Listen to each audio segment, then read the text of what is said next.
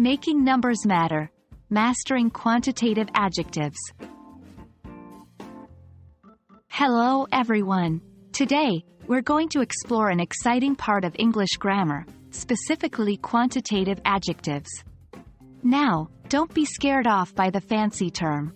Quantitative adjectives are simply words we use to describe the amount or quantity of something. Are you ready to dive in? Let's go!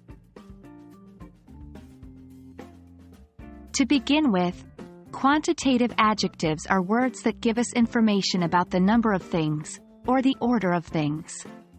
Words like some, many, few, first, and second are all examples of quantitative adjectives.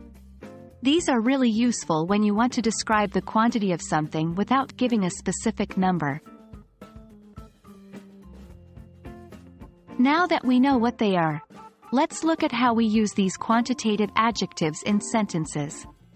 Remember, they're used to tell us how much, or how many, of something there is. Here are some examples. 1. I have many friends. Here, many tells us the quantity of friends. 2. She ate some cookies. Here, some is indicating an unspecified amount of cookies. 3. This is the third time I'm watching this movie. Here, third tells us the order of the action. Using quantitative adjectives can be a bit tricky at first, and it's common to make some mistakes. But don't worry, we're here to help you avoid them. 1. Don't use a quantitative adjective when you have a specific number. For example, instead of saying, I have many 10 books, just say, I have 10 books. 2.